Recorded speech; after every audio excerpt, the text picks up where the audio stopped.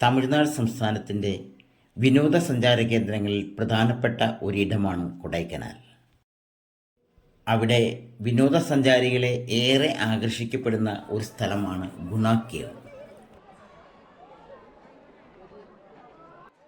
ഇടതൂർന്നു നിൽക്കുന്ന വനങ്ങളും ശാന്തമായ അന്തരീക്ഷവും അല്പം തണുപ്പും ഈ പ്രദേശത്തെ വേറിട്ട ഒരിടമായി മാറ്റുകയാണ്. മഴയുടെ ശക്തി കൊണ്ടാവണം മരത്തിൻ്റെ വേരുകളെല്ലാം ഭൂമിക്ക് വെളിയിലാണ് കാണാൻ സാധിക്കുക. അതൊരു പ്രത്യേക ഭംഗിയായി തന്നെ കാണാൻ സാധിക്കും. പല മരങ്ങളും ഇതുപോലെ വീണ് കിടക്കുന്നുണ്ട്. അവിടെയെല്ലാം വിനോദസഞ്ചാരികൾ അവർ ആനന്ദകരമായ സമയങ്ങൾ ചെലവഴിക്കുന്ന ഒരു സ്ഥലമാക്കി മാറ്റുകയാണ്.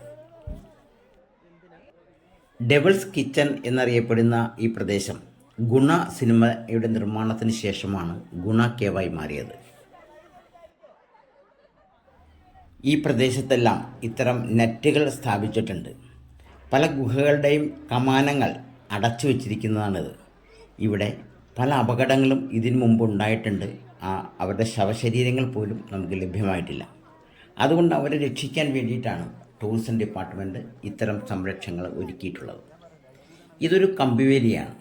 ഇതിനപ്പുറത്ത് മുൻകാലങ്ങളിലെല്ലാം കാഴ്ചകൾക്ക് പോകാൻ സഞ്ചാരികളെ അനുവദിച്ചിരുന്നു. എന്നാൽ ഇപ്പോൾ കമ്പിവേലി വെച്ച് നിയന്ത്രിച്ചിരിക്കുകയാണ്. ഇത് അതിമനോഹരമായ കാഴ്ചകളാണ്. താഴെ നല്ലൊരു കൊക്കയും അതിനുശേഷമുള്ള കാഴ്ചകളൊക്കെ നല്ല ഗർത്തത്തിലുള്ള കാഴ്ചകൾ നമുക്ക് കാണാൻ സാധിക്കും.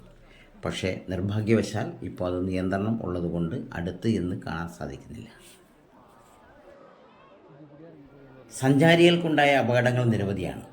എന്നാൽ കേരളത്തിലെ മഞ്ഞുമ്മലിൽ നിന്ന് ഒരുപറ്റം സഞ്ചാരികൾ അവിടെ എത്തുകയും അതിലൊരാൾക്ക് അപകടം ഉണ്ടാകുകയും ചെയ്തു. അതിനെ അടിസ്ഥാനപ്പെടുത്തി നിർമ്മിച്ച ചിത്രമാണല്ലോ മഞ്ഞുമ്മൽ ബോയ്സ്. ആ ചിത്രം നിർമ്മിച്ചിരിക്കുന്നതും ഇവിടെ തന്നെയാണ്.